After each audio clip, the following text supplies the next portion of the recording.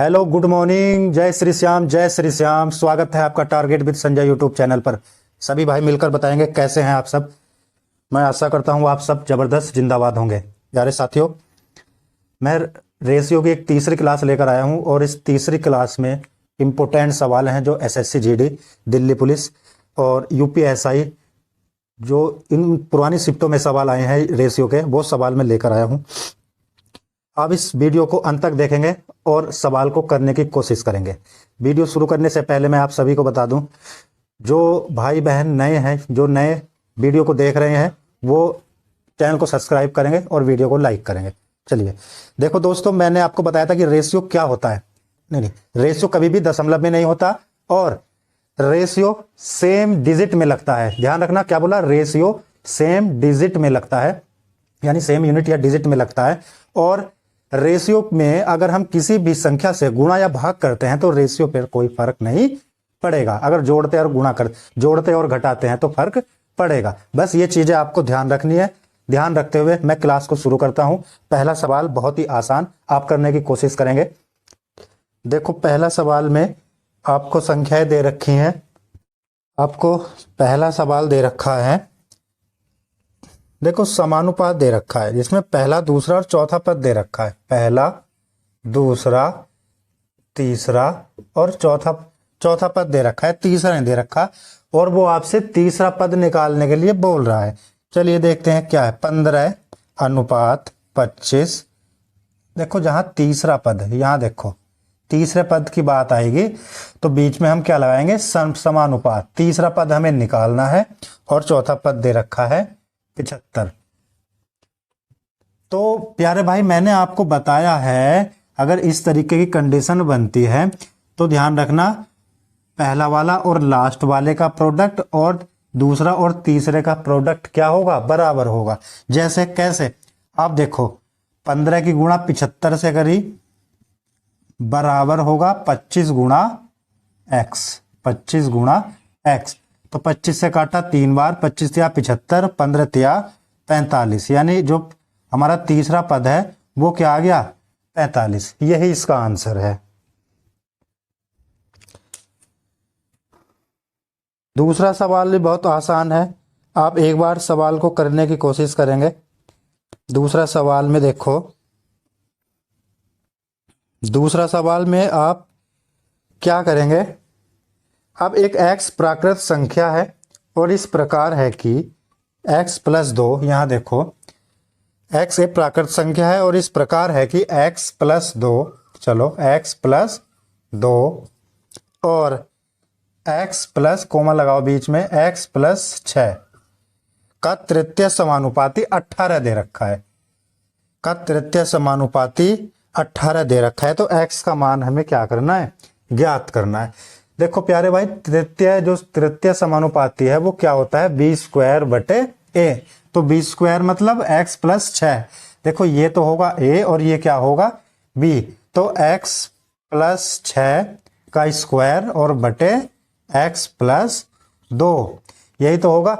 अब हमें क्या करना है? देखो, इस सवाल में आप देखो तिरछी गुणा करोगे तो क्या होगा? इक्वेशन बनेगी गुणनखंड वाली, आप उसे सोल्व करोगे। परंतु यहां से हमें स्मार्ट तरीका अपनाना है। हमें क्या करना है? हमें जाना है बाई ऑप्शन से। हम बाई ऑप्शन से देखेंगे कि बाई ऑप्शन से कैसे करते हैं।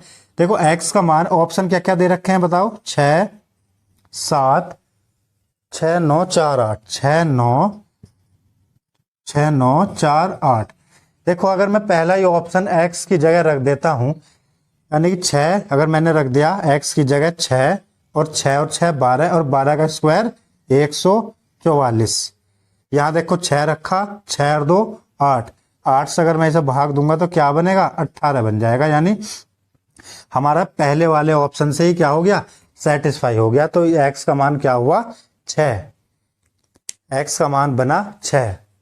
चलो भाई, तीसरा सवाल देखो। तीसरे सवाल में दो संख्याओं के बीच का अंतर उसके योग का 22% दे रखा है। भाई जो भाई हमारे नए नए बिगनर हैं, जो बिल्कुल क्लास जिन्होंने अभी स्टार्ट की है या जिन्होंने अभी अभी कंपटीशन की दुनिया में पैर रखा है, तो वो क्या करेंगे? वो जो भी चैप्टर चल रहा है शुरुआत से ही आप नोट्स बनाते चलना। ये मेरा वादा है कि इन सवालों से एक भी प्रश्न बाहर नहीं जाएगा, है ना। चलो देखो सवाल क्या कह रहा है कि इनके योग का जो अंतर दे रखा है ना, x प्लस वाई, इनके योग का क्या दे रखा है भाई। यहां देखो दो संख्याओं के बीच का अंतर जो है ना, योग का 22% है। चलो इन दोनों का जो अंतर है ना वो क्या होगा, योग का। चलो योग का कितना है भाई, 22% है ये, और ये कितना होगा टोटल 100 होगा। तो सवाल में पूछा है कि छोटी संख्या और बड़ी संख्या का अनुपात बताओ। तो मैं आपको एक शॉर्ट तरीका बताता हूँ इसे निकालने का। देखो अगर मुझे x का मान निकालना है और क्या निकालना है, y का मान निकालना है। x का मान निकालना है, देखो जब दो इक्वेशन दे रखे हैं तो आप क्या करेंगे भाई, y से y कट जाएगा, यहाँ बचेगा x और x 2x। फिर इन क्या करेंगे, इन दोनों को जोड़ेंगे, जोड़ने के बाद आप 2 से भाग दे दोगे। तो यहाँ पहले आप एक काम करो ना, 100 और 122 डायरेक्ट जोड़ लिया करो, 122 और 122 का आधा कितना होगा 61। 100 में से 22 गए जाएंगे तो कितना बचेगा 78, और 78 का आधा कितना होता है 39। तो इन दोनों का अनुपात क्या बना 61 अनुपात 39। बताओ किसी की कोई समस्या क्वेरी हो तो आप कमेंट बॉक्स में है ना कमेंट्स कर देना। नेक्स्ट सवाल, एक कंपनी में सभी कर्मचारियों का औसत वेतन 14,000 है। ऐसे सवाल में जहां सभी का वेतन दे रखा हो, एक कंपनी है वहां पर क्या दे रखा है, सभी का वेतन 14,000।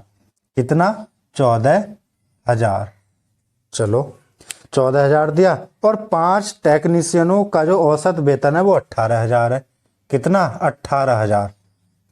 5 जो टेक्नीशियन है ना, यहां लिख लो 5, इसके ऊपर लिख लिया करो ऐसा, है ना। तो इनका कितना औसत है 18,000, और बाकी का औसत वेतन कितना है, बाकी का औसत वेतन कितना है 13,200। बाकी का औसत वेतन 13,200।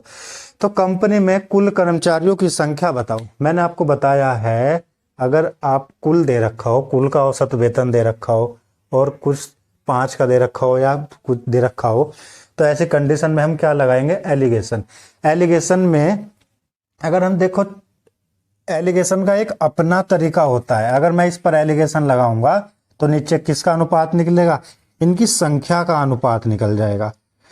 मैं चाल पर लगाऊंगा तो समय का अनुपात निकल जाएगा। मैं प्रॉफिट पर लगाऊंगा तो वस्तु का अनुपात निकल जाएगा। मैं एमपी पर लगाऊंगा तो छूट का अनुपात निकल जाएगा।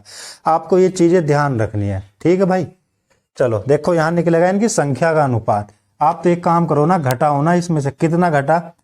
अगर मैं देखो, अगर एलिगेशन तब लगेगा जब ये वाली जो बीच की संख्या होती है ना, ये 1 से तो बड़ी हो और 1 से छोटी हो, तो हम क्या करेंगे यहाँ एलिगेशन लगा सकते हैं। तो अब मुझे बताओ 14,000 में से 13,200 गए तो कितना बचा 800 बचे। यहाँ देखो 18,000 में से 14,000 गए तो कितना बचा 4,000 बचे। अब एक काम करते हैं, इसे काट दो, अनुपात आया कितना 800 पंजे 4,000। तो ये नीचे निकला संख्या का अनुपात। और यहाँ देखो 18,000 की जो संख्या दे रखी थी ना, 5 टेक्नीशियन, तो ये संख्या दे रखी थी 5, यानी कि इसकी वैल्यू कितनी दे रखी 5, यानी 1 की वैल्यू 5। तो टोटल संख्या पूछ रहा है, वो टोटल संख्या है कितनी 5 और 1 6, तो इसकी गुणा कर दो कितने से 600, तो टोटल संख्या कितनी हो गई 30। तो हमारा आंसर क्या बना प्यारे भाई 30 होगी टोटल संख्या। आपसे एक बड़ी शिकायत है, आप जितने बच्चे या जो भी आप जितने भी वीडियो देखते हो, सब्सक्राइब वाले कम होते हैं और अनसब्सक्राइब वाले ज़्यादा होते हैं। तो प्लीज़ आपसे रिक्वेस्ट है, आप कम से कम वीडियो को यानी चैनल को सब्सक्राइब तो कर ही दो, है ना, कर ही दिया करो। आप लोग करते नहीं, पता नहीं वीडियो। देखो अगला सवाल देखो, आप एक्स और वाई का मासिक वेतन दे रखा है क्या।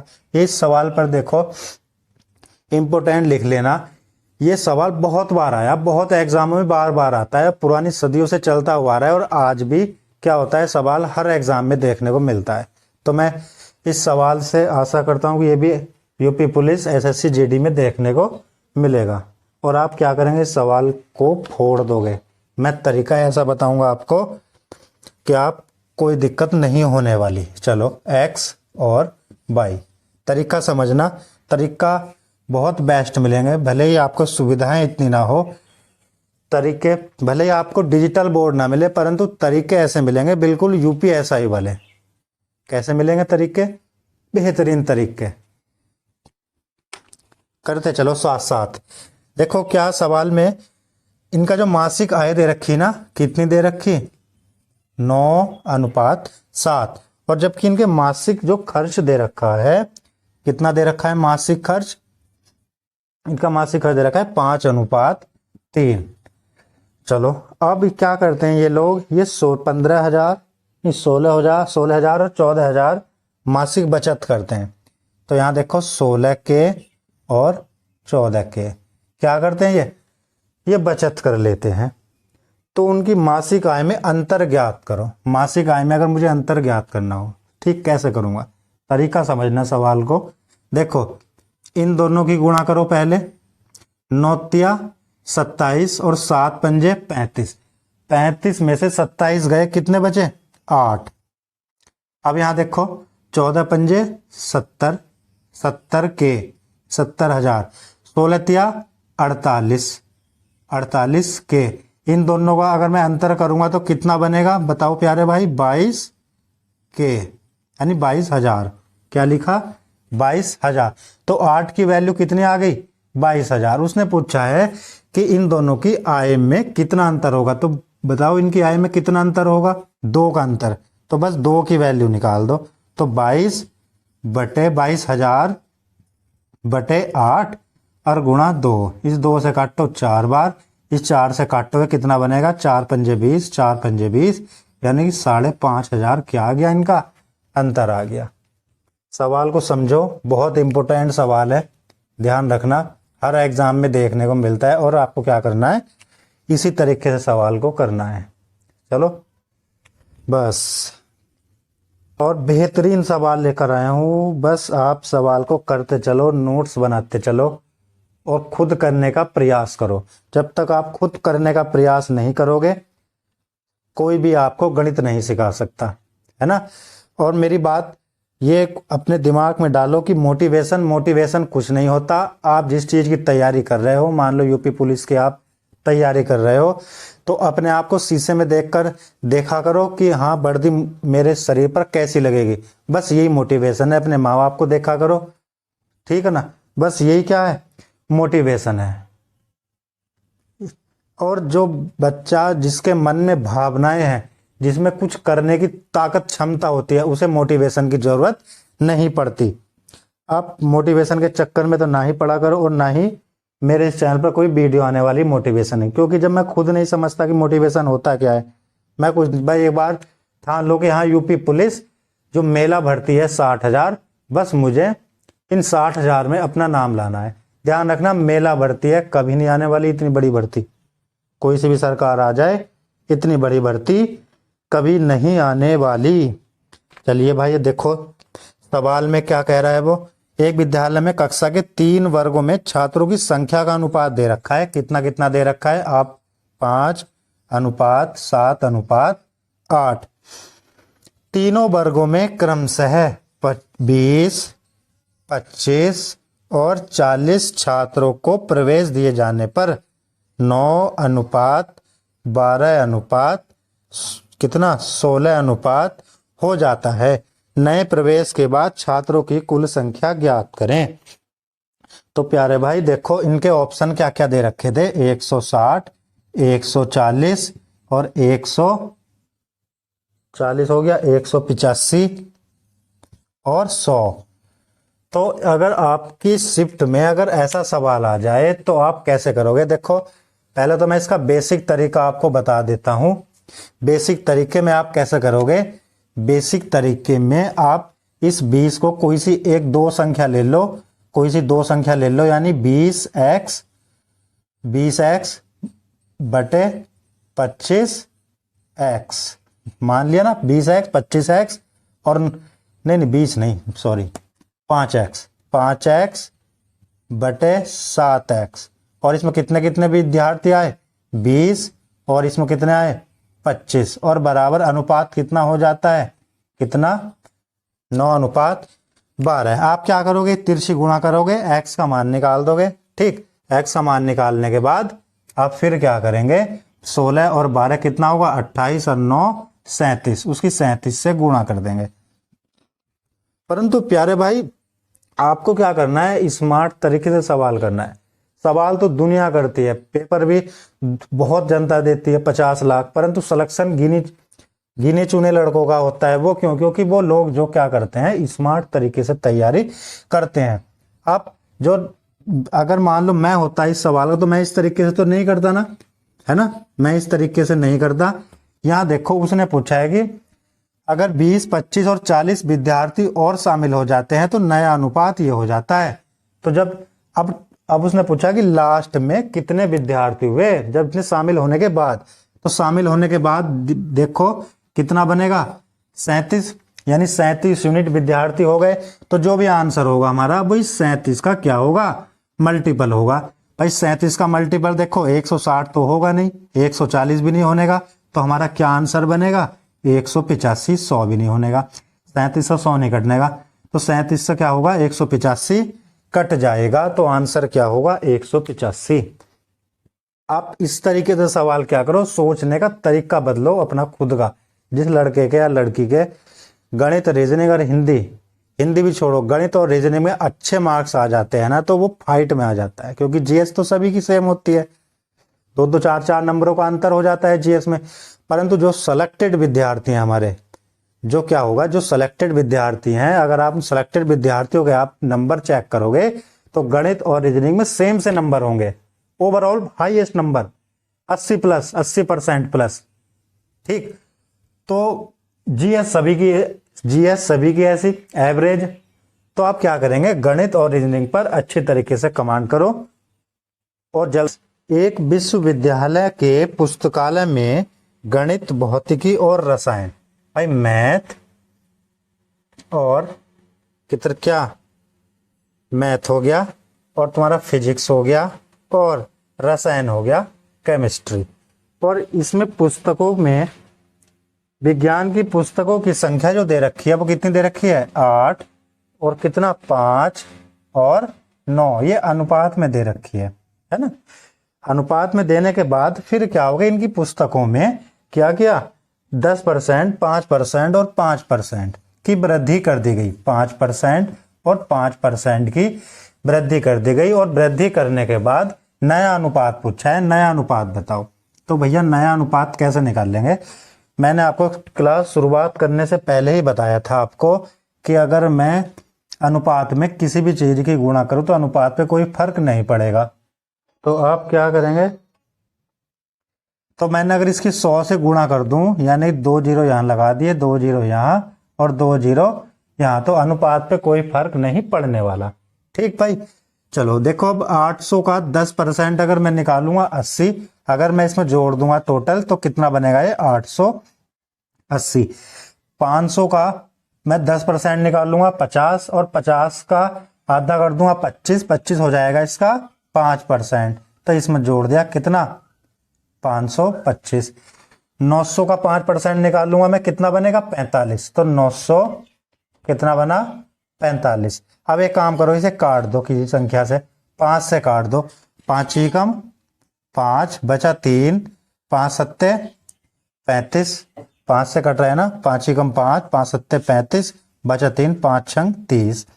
फिर देखो 5 ही कम 5, 5 पंजे 25, फिर यहाँ देखो 5 ही कम 5 बचा कितना 4, 5 अट्ठे 40 और 5 नम 45। तो इसका आंसर आपको क्या बनेगा 176 अनुपात 105 अनुपात 189। ये संख्या आप किसी भी संख्या से नहीं कटेगी, यानी अब इनमें कोई भी कॉमन नहीं आने वाला है ना। अनुपात क्या होता है कि बहुत ही छोटे से छोटा कर दिया जाता है किसी संख्या से काटकर, जिससे इनमें कोई भी कॉमन नहीं बचेगा। अब इनमें तीनों में कोई सा भी कॉमन नहीं, ठीक, अगर कोई सा भी इनमें कॉमन होता तो मैं उसी संख्या से और काट देता। तो सवाल में क्या कह रहा है कि एक दिल के टूटने पर उसकी भावनाओं का अनुपात दे रखा है। एक दिल टूट गया और उसकी भावनाओं का अनुपात दे रखा है 1:2:3:4 है, ठीक है ना। दिल की कीमत भावनाओं के वर्ग के अनुक्रमानुपाती है। यानी दिल की जो कीमत है ना वो इस जो अनुपात में टूट गया। यानी कोई दिल था भैया, उसके लाइफ में क्या हुआ, कोई लड़का था, उसकी लाइफ में कोई लड़की आ गई होगी, उसका दिल टूट गया, तो दिल टूटकर क्या हो गया, इन 4 टुकड़ों में विभाजित हो गया। अब उसने कहा कि भैया दिल की जो कीमत है ना इस अनुपात के वर्ग के व्युत्क्रमानुपाती है। तो समझो, अब जो कीमत निकाल लो इसकी, जब टूट गया ना, टूट गया, इसकी कीमत निकाल लो। लो जी, 2 का स्क्वायर और 3 का स्क्वायर और 4 का स्क्वायर। अब देखो जरा, 1 1 हो गया, इन्हें जोड़ लो एक बार। 4 9 और 16, 16 और 9 25 और 4 29, 29 और 1 30। यानी कि जो कीमत हुई ना टूटने के बाद वो क्या बनी, 30 बनी। परंतु इससे पहले कीमत है क्या थी भाई, तो एक काम करो, इससे पहले वाली कीमत क्या थी, देखो पहली कीमत तो बढ़िया होगी ना उसकी भाई, कीमत तो पहली बढ़िया होगी। देखो 4 3 7 2 9 और 1 10, यानी 10 का स्क्वायर बराबर कितना, 100। यानी कि उसकी कीमत कितनी थी पहले, 100 यूनिट। बोलो यहां तक ये समस्या। सवाल में कह रहा है कि भैया कोई व्यक्ति था, उसका दिल टूट गया और 1 2 3 और 4 इसके अनुपात में टूटकर बिखर गया, और बिखरने के बाद जो उसकी कीमत है ना वो इस अनुपात के वर्ग के व्युत्क्रमानुपाती है। तो मैंने इसका वर्ग करा और 1 4 9 सबको जोड़ा, यानी कि जो टूटने के बाद उसकी कीमत कितनी बनी, 30। उससे पहले कीमत कितनी थी, सबको जोड़ दो भाई, पहला तो एक ही होगा ना भाई। 10 था, मान लो बिखर कर टूट गया वो 1 2 3 4 में, तो पहला कितना था वो 10, और 10 का स्क्वायर, यानी कीमत कितनी थी उसकी, पहली कीमत थी उसकी 100। अब उसे नुकसान कितने रुपए का हुआ भाई, उसे अब नुकसान हो गया 700 रुपए का। तो भैया यहां देखो कितने यूनिट का नुकसान हो रहा है जी, 70 यूनिट का नुकसान हो रहा। बस इस 70 की वैल्यू कितनी, 700। सवाल ने पूछा कि उसकी पहली वाली कीमत क्या थी जब वो बिल्कुल स्वस्थ था, किताबों पर ध्यान देता था, उसका दिल जुड़ा हुआ था। तो बस जुड़ा हुआ कितना था उसकी, 100 यूनिट। तो भैया जब 70 से काट दो कितना बना, 10। तो 100 की वैल्यू कितनी होगी उसकी, 1000। यानी कि उसकी जो पहली कीमत होगी ना भैया दिल की, वो 1000 होगी, 1000। समझ गए ना। सवाल आया था यूपीएसआई 2018 में। इसके जैसा ही मैं एक सवाल और कराता हूं, आप देखो। क्या किशोर के पास क्या था, किशोर के पास 63,888 रुपए का एक कीमती क्या है, एक मणि है। मणि मतलब क्या बोलते हैं उसे, हीरा, मणि, कोई मणि है ना। 63,888 रुपए की कोई मणि थी।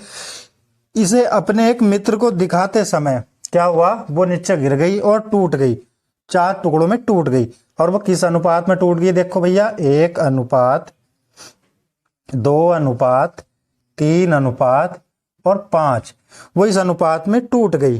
ठीक, प्रत्येक टुकड़े का मूल्य इसके वजन के घन के अनुपाती है। इस बार क्या दे रखा उसने, घन के अनुपाती। तो भैया एक काम करो, पहले तो ये जोड़ो जरा, 5 3 8 2 10 और 1 11। तो पहले वाली कीमत कितनी होगी उसकी, पहली कीमत जब वो सही था बिल्कुल, पहली कीमत होगी इसकी 11, और 11 का भी क्या, घन, और कितना बना 1331। अब टूटने के बाद कितनी कीमत बनी भाई उसकी, 1 का क्यूब प्लस 2 का क्यूब और प्लस 3 का क्यूब प्लस 5 का क्यूब।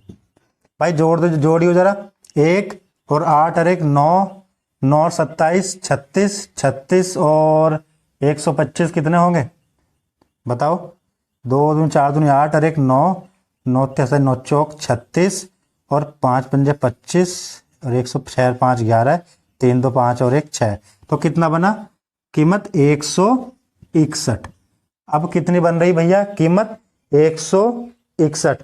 फिर सवाल ने पूछा कि मणि के गिरने और टुकड़े टुकड़े हो जाने से किशोर को कितनी हानि होगी। मेरे दोस्तों बताओ कितने की हानि होगी। यो तो पहली कीमत थी और टूटने के बाद ये वाली कीमत इतनी हो गई है ना। तो अब नई कीमत कितनी होगी, हानि।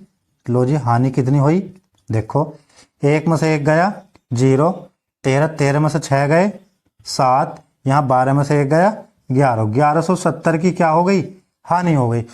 तो प्यारे भाई यहाँ देखो ये जो 63,888 पहले वाली कीमत दे रखी है, पहली वाली कीमत।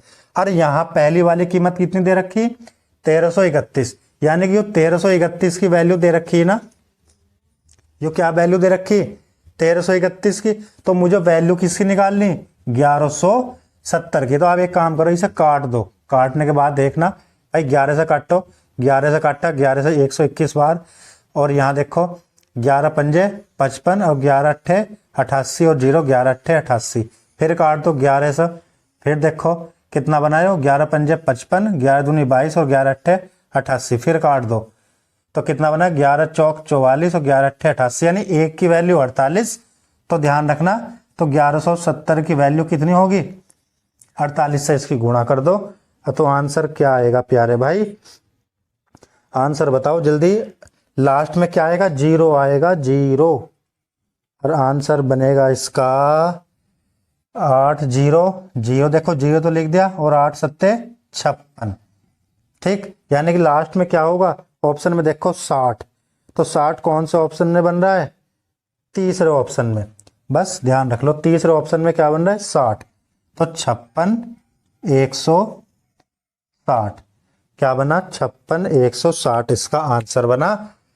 आप क्या करोगे, सवाल को बार बार करने की कोशिश करना, ठीक। वीडियो रोककर एक बार खुद करने की कोशिश करना। सवाल बहुत अच्छे लेवल के लेकर आया हूँ, धीरे धीरे सवालों का जो पैटर्न है लेवल बढ़ता ही जाएगा। और वैसे भी आजकल क्या हो रहा है, हर साल हर दिन कंपटीशन हार्ड होता जा रहा है, तो आप हल्के हल्के चक्कर में क्यों पड़ रहे हो, थोड़ा भारी करो, थोड़ा सा भारी अप्रोच अपना ऊपर ले जाओ, थोड़ा ऊपर सोचने की कोशिश करो, ठीक है ना। थोड़ा नेक्स्ट सवाल देखो भाई, देखो ABCD के बीच इस प्रकार कोई राशि है, और वो ABCD के बीच इस प्रकार विभाजित की जाती है कि A और B के हिस्से का अनुपात दे रखा है क्या, 1 अनुपात कितना 3, और B और C के बीच कितना दे रखा है भाई, 2 अनुपात 5, और C और D के बीच क्या अनुपात दे रखा है, 2 अनुपात 3। सवाल में कह रहा है कि भैया A और C के हिस्से के बीच का अंतर दे रखा है।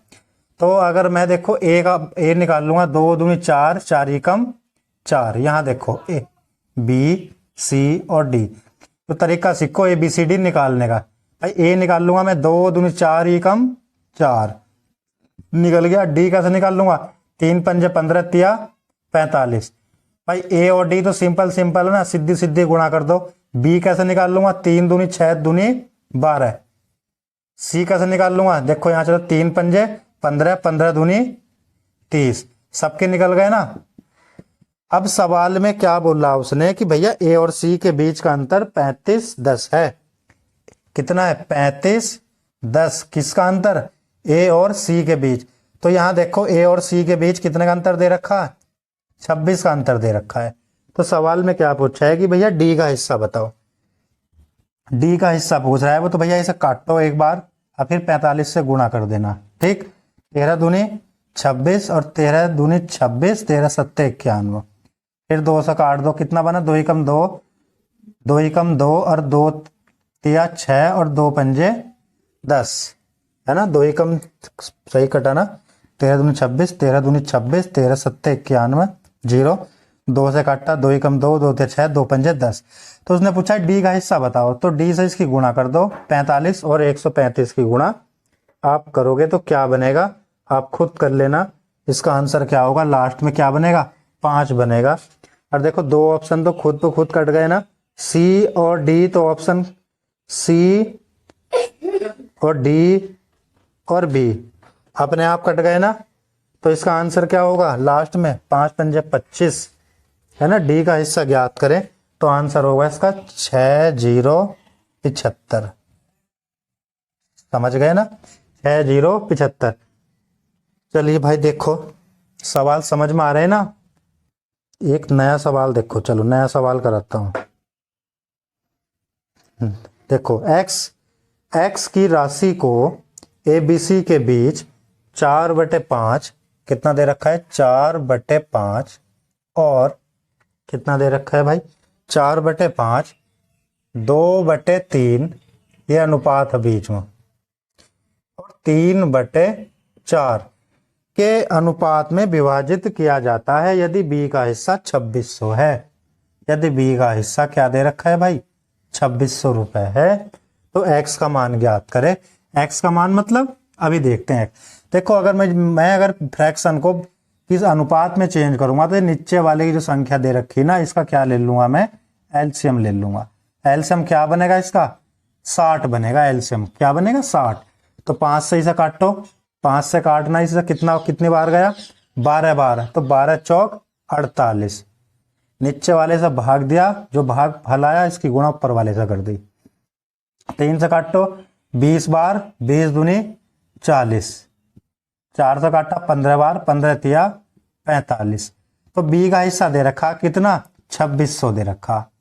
तो उसने सवाल किसा पूछा, एक्स की राशि बताओ। अब एक्स की राशि क्या होगी भैया, इन तीनों को जोड़ो, कितना होया 45, 45 और 40 85, 85 और 15 ने 133, 133, 133 की वैल्यू निकालनी। तो 40 से काटेंगे जब हम, तो 1 की वैल्यू 40 से इसे काटेंगे तो 0 से 0 खत्म, 4 से काटेंगे तो 4 छंग 24 और 4 पंजे 20, तो 1 की वैल्यू इतनी। तो भैया 133 की वैल्यू कितनी आएगी, सवाल में देखना। 133 किस किस के पाड़े में आता है, किसके पाड़े में, एक तो 19 के पाड़े में आता, यानी जो ऑप्शन होगा हमारा वो 19 से कटना चाहिए, और लास्ट में कितना आना चाहिए, 5। तो नीचे के जो सी और डी ऑप्शन है वो तो खत्म गए ना, और 2 ऑप्शन बचे। अब उस ऑप्शन को 19 से काट कर देख लेना, जो भी आंसर होगा वो क्या होगा, 19 का मल्टीपल होगा। तो आंसर क्या बनेगा, 86। बताओ क्या ऑप्शन बनेगा इसका, 86 45।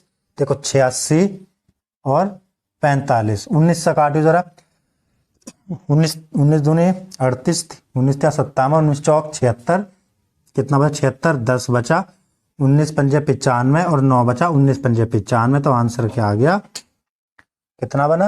अब 13 पंजे 13 छंग 78, फिर कितना बचा 78, फिर 13 से काट कर देख लो, दोनों ही गुणा कर ली ना, 13 से एक बार काट कर देखो, 13 छंग 78, फिर कितना बचा 8, 13 छंग 78, 13 पंजे 65। तो आंसर कितना, 86 45, यही इसका आंसर होगा।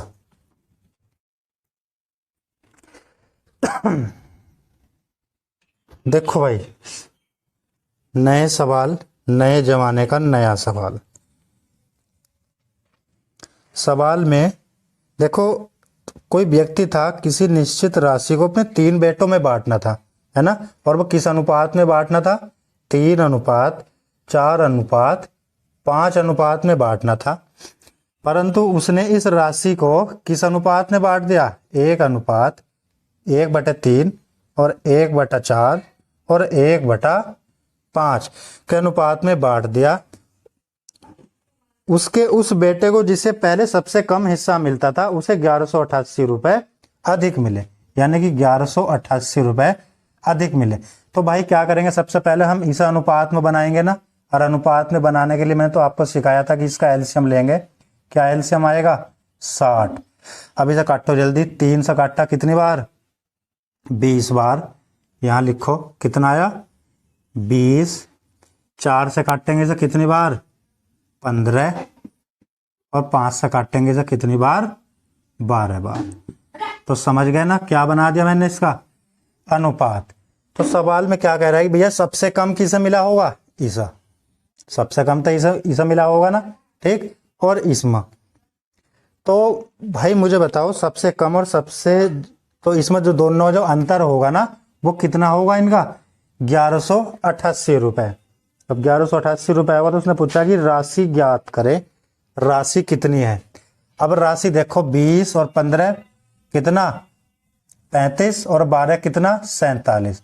अगर सवाल को करने की भी जरूरत नहीं है, जो भी आंसर होगा वो 47 का क्या होगा, नहीं 47 तो बहुत लंबा पड़ जाएगा ना, 47 तो बहुत लंबा होगा। तो भाई क्या करेंगे हम, ये सब क्या कर देंगे हम, इसका बराबर कर देंगे। इसका योग कितना है, इतना 5 4 9 3 12। तो भैया इनका जो योग है वो बराबर कर लेंगे। इसे गुणा किससे करेंगे, 47 से, और इसे गुणा करेंगे किससे, 12 से। तो 47 तिया 3 सत्ते 21, 3 चौक 12 और 2 14। ठीक, 3 सत्ते 21, 3 चौक 12 और 2 14। इसकी गुणा करो, 12 से 12 0 0, 12 0 0, 12 दूनी 24। समझ गए ना। सबसे पहले हम क्या करेंगे, ये सब बराबर करेंगे, फिर दोनों इनके गुणा कर देंगे। भाई हमें तो ए से मतलब था ना, सबसे कम संख्या, जिसको सबसे कम रुपए मिले उससे तो मतलब था। इनकी गुणा करने की तो हमें जरूरत नहीं है, क्योंकि इनसे आंसर आ जाएगा। अब बताओ इन दोनों में कितने का अंतर, भाई कितने का अंतर, 9 और 23 में से 14 गए 9। तो इसे काट दो, 11 नम 99, और 11 कम 11, और 11 अट्ठे 88, और 9 कम 9, और 9 दूनी 18।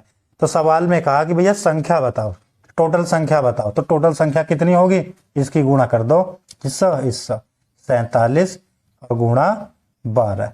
तो 12 और 12 की गुणा करेंगे 144, और गुणा 47। जो भी आंसर होगा वो किसका मल्टीपल होगा, यहाँ देखा करो किसका मल्टीपल होगा, 18 अट्ठे 144 और गुणा 47। समझ गए। तो सवाल में क्या दे रखा, आंसर क्या आएगा इसका बताओ, 67 और 68। गुणा कर लेना, या भैया 9 से डिवाइड करके देख लेना। समझ गए ना। तो 67 68 क्या आ गया इसका आंसर तक। और बी का व्यय ए के व्यय से, देखो जो आय दे रखी ना, और ये दे रखा तुम्हारा यहाँ व्यय, व्यय मतलब खर्चा। 66 सही 2/3 को फ्रैक्शन में लिखूंगा तो कितना आएगा, भाई बी का व्यय ए के व्यय से कितना है, तो ए का कितना होगा 3, और बी का कितना होगा 2। यदि ए का व्यय, देखो सवाल को लिख लेना, इंपोर्टेंट लिख लेना, ध्यान रखना, अच्छे लेवल का सवाल है, इंपोर्टेंट सवाल है। ए का व्यय, देखो ए का व्यय याद रखना, ए का व्यय बी की आय का, बी की आय का कितना है, एक 1 पॉइंट कितना 1.25। तो अगर मैं पॉइंट हटाऊंगा नीचे क्या लिख दूंगा 100, तो ये सब काट दूंगा 25 से, तो मैं क्या बनेगा यो, बोलो 5/4 गुना है। तो बी की आय कितनी होगी 4, और ए का व्यय कितना होगा 5, और बी की आय 4। तो ऐसी कंडीशन में भैया बचत का अनुपात निकालने के लिए मैं सबसे पहले क्या करूंगा, इन्हें सेम बनाऊंगा एक साथ। ए और बी, देखो ए का व्यय कितना 3, और बी की आय यहाँ 5। तो मैं इस वाले से गुणा कर दूंगा 3 से, इस वाली संख्या से, और इसे गुणा कर दूंगा 5 से, इस वाले 5 से। यहां तक सेम बना लिया। सेम बनाने के बाद यहाँ देखो ए का व्यय कितना 5, तो इसे गुणा कर दो, नहीं ए का व्यय कितना 5, तो व्यय कितना 3 है ना, तो इसकी गुणा कर दो, ए को कितने से 5 से, और बी का देखो बी की आय कितनी 4, तो इसे गुणा कर दो 400। यहां तक समझो। पहले मैंने क्या किया, सबसे पहले तो ये सवाल में दे रखा था सारी इंफॉर्मेशन लिखी, ठीक, और उसमें दे रखा कि ए का व्यय बी की आय का 5/4 गुना है, ठीक, यानी बी का जो जिसके नीचे जो संख्या होती है भाई उसका मान। तो बी की आय कितनी 4, ए का व्यय कितना 5। तो यहां समझो सबसे पहले हम बचत निकालने के लिए ऐसे सवाल में हम इनका योग बराबर करेंगे, ठीक। वो कैसे करेंगे, यहाँ ए का व्यय दे रखा, यहाँ बी की आय, तो इन्हें सेम कर लो, ए का व्यय और बी की आय, भाई ना सेम करो। इस 300 गुणा इसकी करी, इस 5 की गुणा नीचे कर दी, बराबर हो गया। बराबर होने के बाद फिर देखो जो संख्या नीचे दे रखी ना, ए का व्यय 5, बस ए को 5 से गुणा, ए को 5 से, बी का व्यय दे रखा ना, तो इसे 5 से गुणा कर दी, और बी की आय कितनी 4, तो बी की आय 4 थी, यानी कि इसे 400 गुणा कर दी। जो संख्या दे रखी ना उसी संख्या से यहाँ गुणा कर दी। अब अंत में सवाल में क्या दे रखा, ए और बी की बचत का अनुपात। देखो 4 तिया 12, 12 छंग 72, 12 सत्ते 84, ये क्या बना, इसे मिटा दो, 12 सत्ते 84, और 12 पंजे 60, 5 पंजे 25 थिया 75, और 25 दूनी 50। ये क्या बन गई इनकी व्यय और आय, घटा दो, कितना आ गया 9, और कितना आ गया 10। यहाँ बताओ सवाल समझ आया या नहीं।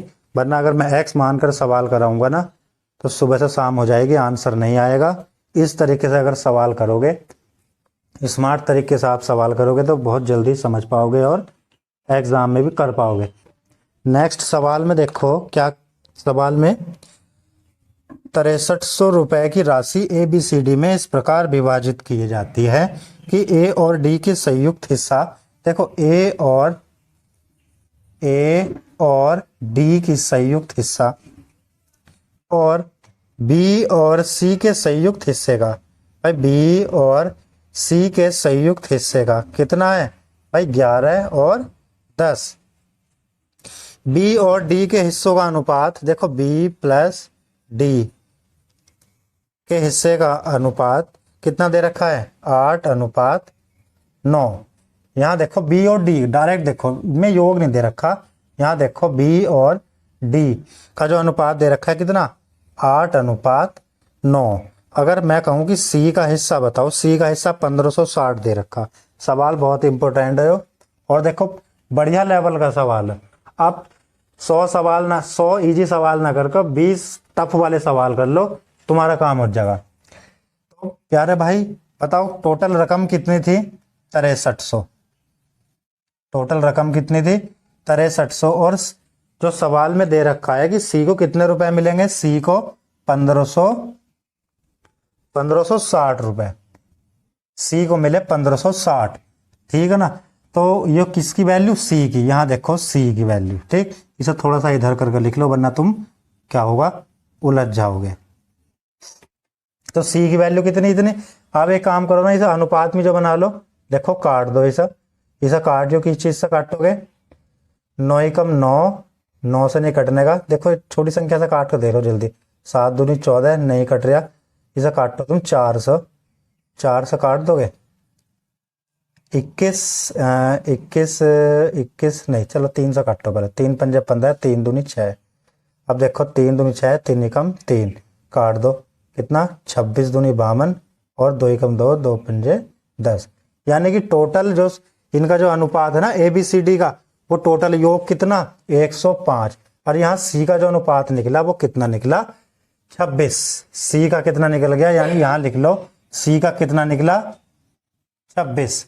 चलो यहाँ देखो आप, यहाँ कितना योग दे रखा है इनका AD और BC का, कितना योग दे रखा 21, परंतु होना चाहिए कितना 105। 105 तो 21 से काटा कितना 5 गुना, कितना 5 गुना। तो भैया 5 गुना है तो ये कितना होगा 11 पंजे 55 और 10 पंजे 50। बोल लो यहां तक समझ गए ना। अब ये कितना होगा 55 और 50। तो इधर ध्यान दो, सी का निकला था 26, तो बचा कितना बी का कितना बचेगा 24, ठीक। अब यहां देखो मुझे बताओ, जब बी का 24 है और बी का भैया अनुपात दे रखा है 8, यानी कि गुणा किससे कर दी गई होगी 3 से, तभी तो 24 बना होगा ना 8 या 24। तो अब यहाँ देखो तो डी का मैं करूंगा तो गुणा तो मुझे 3 से ही करनी पड़ेगी ना, तो 9 या 27, यानी कि डी का कितना बना 27, डी का 27। और भैया ए का कितना बनेगा 55 में 27 गए 28। तीनों का मान निकल गया ना चारों का। अब सवाल में क्या पूछा है कि ए और बी के हिस्सों में कितना अंतर है, ए और बी के। तो भैया ए और बी कितने का अंतर आ गया, बोलो 4 का अंतर। कितने का अंतर आ गया 4 का अंतर, यानी कि 4 का क्या आ गया अंतर। ध्यान रखो जब 105 की वैल्यू कितनी दे रखी, 105 की वैल्यू कितनी दे रखी 6300, तो 4 की वैल्यू कितनी होगी, काट दो 15 सत्ते 105, 15 चौका 60, 15 दूनी 30, 7 से काटो 7 छंग 42, तो 1 की वैल्यू 60, तो 4 की वैल्यू कितनी होगी 240। आंसर क्या होगा इसका 240। मैं आपको सवाल दोबारा से रिपीट करता हूं। पहले देखो ए प्लस डी का दे रखा 55, बी और सी का दे रखा 50, नहीं 5 कितना दे रखा था, 11 और 10, यहाँ 11 और 10 दे रखा था, है ना, 11 और 10 दे रखा था, ठीक। तो मैंने क्या काम करा, सी को कितने रुपए मिले थे, सी को 1560 मिले, कितने में से मिले, 6300 में से मिले। तो 6300 का मैंने क्या काम करा, इसका अनुपात निकाल दिया, तो अनुपात बना 26, और टोटल जो अनुपात का योग बना कितना, 6300 की वैल्यू 105, यानी 105 में से सी की वैल्यू 26। अब मुझे बात बताओ, जब 11 और 10 टोटल योग कितना आया था ना, 21, यानी टोटल योग कितना आ रहा था इनका 21। सबकी रकम देखो, एडी और बीसी, सबकी रकम 21 आ रही थी। तो 21 की वैल्यू रखी थी 105, यानी 21 की वैल्यू 105, तो 1 की वैल्यू 5, तो 11 और 10 की वैल्यू 5 आ गई। तो मैंने 11 पंजे 55, 500 गुणा करे, 10 पंजे 50। अब सी की वैल्यू कितनी आई थी, 26, 50 में 26 गए 24। जब बी की वैल्यू यहाँ देखो, अनुपात दे रखा था बी का 8 और 9, तो बी का 8 और 9 दे रखा, तो 8 या 24, 300 गुणा करी गई होगी, तभी तो 24 आया। ठीक, तो ऐसे 9 की गुणा कर दो, क्योंकि अनुपात में सेम गुणा करनी पड़ती ना। तो डी का कितना आ गया, 27, 55 27 गए 28। तो इन दोनों में कितने का अंतर, इन दोनों का अंतर पूछा, कितने का अंतर, 4 का अंतर। जब 105 की वैल्यू कितनी थी, 6300 थी, तो 4 की वैल्यू कितनी होगी, 240 का आंसर होगा इसका 240।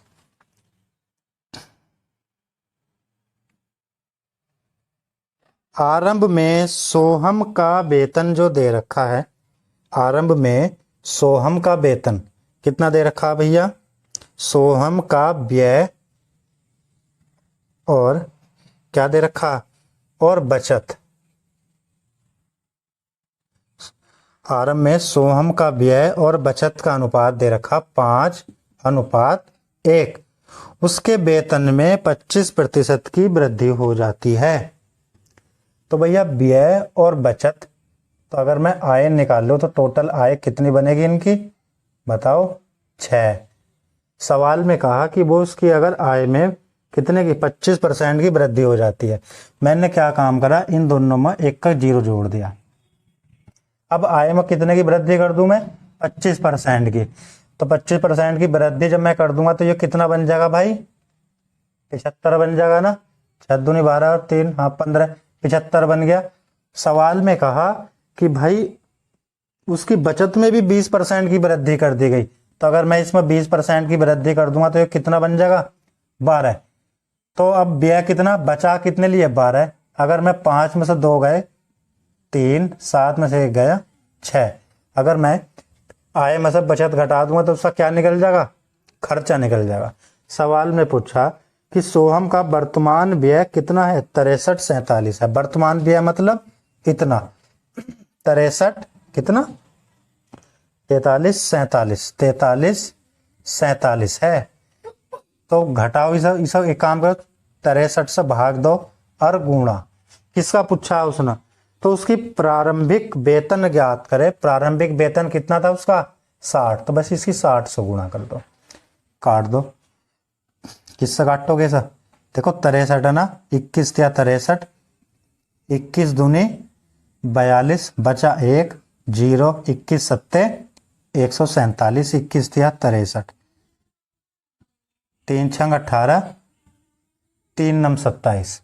अब इन दोनों में गुणा करियो, कितना आया 0, 6 नम 54, हासिल 5, 6 छंग 36, 36 और 5 41। तो आंसर क्या आ गया, 4140 इसका नया आंसर बना। भैया सब्सक्राइब करते चलो चैनल को। बस 1-2 सवाल और है, फिर क्लास को खत्म करते हैं। देखो एबीसी की आय का अनुपात दे रखा है, कितना दे रखा है, एबीसी की आय का अनुपात, ए बी और सी, इनकी आय का अनुपात दे रखा है 4, 5 और 7। ये दे रखा है ये तुम्हारा आय का अनुपात। और व्यय का अनुपात क्या दे रखा है जी भैया, 7, 8 और 9, 7, 8 और 9। यदि बी की बचत इसकी आय का 12.5% है। अब यहां देखो बी की बचत इसकी आय का, बी की आय का कितना, 12.5% को लिखूंगा मैं 8, बोल लो यहां तक। तो आय कितनी हो गई 8, बचत कितनी हो गई 1। तो भैया इसका खर्चा कितना हो गया खर्च कितना हो गया 7। यहां तक बताओ। तो सबसे पहले मैं क्या करूंगा इस सवाल में, सबसे पहले इनका जो योग व समान करूंगा ना बी का। तो देखो बी कहाँ कहाँ दे रखा 7 और 5, यहां गुणा करूंगा 7 से और यहां गुणा करूंगा 5 से। अब बी की बचत देखो, बी का खर्चा कितना दे रखा 7, बी का खर्चा कितना दे रखा यहाँ 7 से गुणा करो। अब आय कितनी दे रखी बी की 8 और यहां गुणा कर दो कितने से 8 से। नहीं देखो व्यय था ना बी का तो यहाँ 8 आएगा। यहाँ देखो बी का जो तुम्हारा व्यय दे रखा था ना 8, तो वो 8 से गुणा होगी। चलिए अब क्या सवाल में क्या पूछा है कि फिर उनकी बचत का अनुपात ज्ञात करें। अब उनकी बचत का अनुपात कैसे करेंगे भाई, बहुत लंबा झमेला पड़ गया है तो, है ना। इसे मिटा दो बस नीचे सब, इसकी कहानी होगी खत्म। पहले यूनिट क्या करा इनका, योग बराबर करा, फिर इनकी गुणा कर दी भैया। 8 अट्ठे 64 और 64 से 4 की गुणा करेंगे तो 4 चौक 16, 64 बनाना तो 4 चौक 16, 4 चौक 16 और 4 छंग 24 और 1 25। ठीक, 7 पंजे 35, यो कितना बन रहा है जी 35। 7 से गुणा करो, 7 पंजे 35 और 7 तिया 21 और 3 24। कितना बना, घटने के बाद कितना आ गया जी 11 आ गया। और 11 कौन सा ऑप्शन में दे रखा बताओ, 11 ऑप्शन में दे रखा भैया बी ऑप्शन में।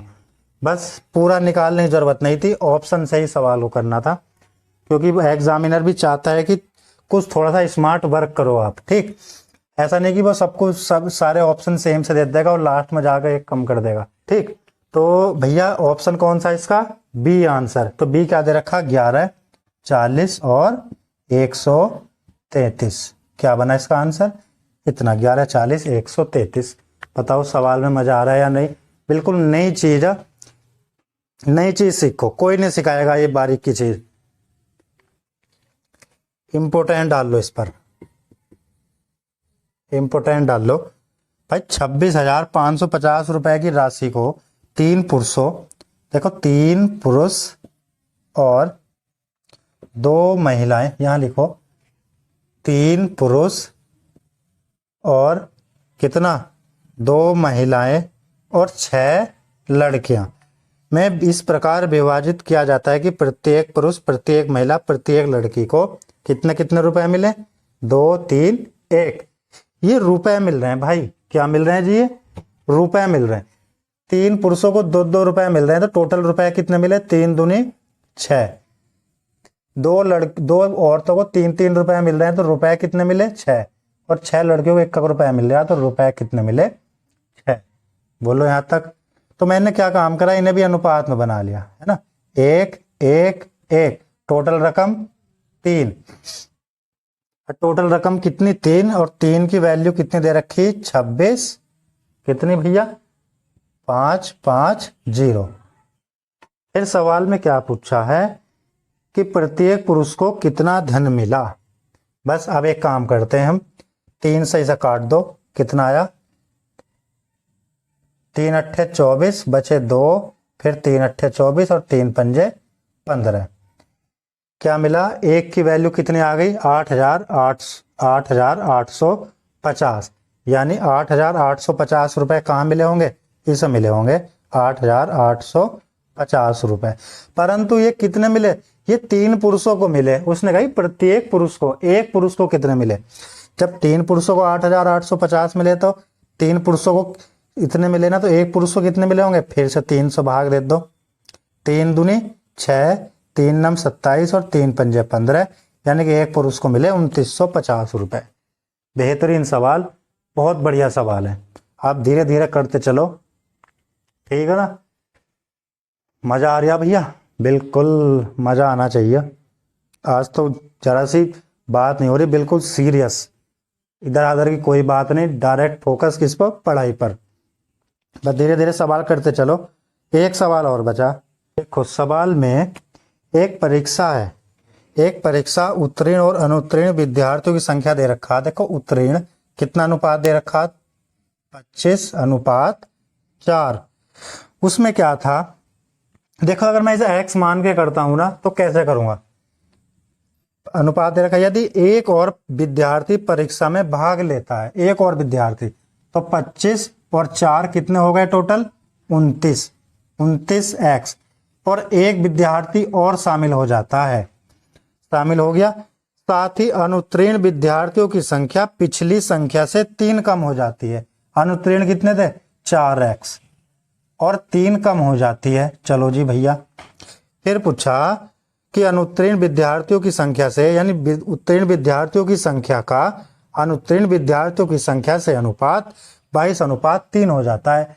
तो टोटल संख्या कितने हो गए 22 और 3 25, और अनुत्तीर्ण कितने हुए 3। बस यो समझने का फेर था, समझ गए ना। समझना क्या था, ये था भाई टोटल मैंने विद्यार्थी मानने कितने 29x, एक विद्यार्थी, भाई जो एक विद्यार्थी आएगा वो टोटल में तो आएगा ना, तो 29x+1, और क्या था अनुत्तीर्ण विद्यार्थी 3 कम हो गए, तो मैंने 4x-3, क्योंकि अनुत्तीर्ण था जो उत्तीर्ण था। तो अब मुझे बताओ बाद में जो अनुपात बना वो 22:3 हो गए टोटल। जब यहाँ टोटल दे रखा तो यहाँ भी लिखो टोटल, तो 22 और 3 25, और अनुत्तीर्ण कितने 3, इन दोनों गुणा करो, x का मान निकाल लेना। परंतु सवाल में क्या था, बिल्कुल कुछ नहीं करना था, ऑप्शन देखो बस खाली। उसने पूछा कि भैया अनुत्तीर्ण और उत्तीर्ण विद्यार्थियों की संख्या में कितने का अंतर है, तो यहाँ देखो कितने का अंतर है भैया 21 का अंतर। अब 21 का अंतर ऑप्शन पर आ जाओ भाई, देखो 132 21 से नहीं कट रहा, चलो जी आगे बढ़ो। 174 क्या 21 से कट रहा, नहीं कट रहा। 150 क्या 21 से कट रहा, नहीं कट रहा।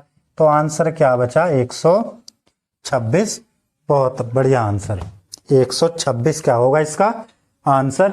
इसी तरीके से आपको क्या करना है, सवाल करने, सोचना है, समझना है, बस। चलिए भाई, सवाल आज इतने रहने देते हैं ना। कैसे सवाल कमेंट बॉक्स में बताना, आपको इजी लगे या हार्ड लगे, जैसे भी लगे आपको क्या करना है कमेंट बॉक्स में बताना है। क्लास अच्छी लगे तो लाइक भी करना, शेयर भी करना, ठीक। और भैया मेरे चैनल को सब्सक्राइब भी करना और शेयर कर देना, ठीक है भाई। कंटेंट बहुत अच्छा मिलेगा आपको, कहीं से भी आपको कोई भी दिक्कत नहीं आने वाली। सारे सवाल शॉर्ट ट्रिक बेस कराऊंगा, आपको जरा सी भी समस्या नहीं होने दूंगा, ये भाई मेरा वादा है ना। बस आप क्लास में रेगुलर बने रहो और पूरी क्लास को आप एंड तक देखा करो। एक क्लास और आएगी जिसमें मैं सिक्कों वाले सवाल कराऊंगा, बहुत ही आसान ट्रिक से, और एक सवाल आपको एग्जाम में जरूर मिलता है देखने के लिए, ठीक है भाई। थैंक यू, ध्यान रखना अपना, टेक केयर, बाय।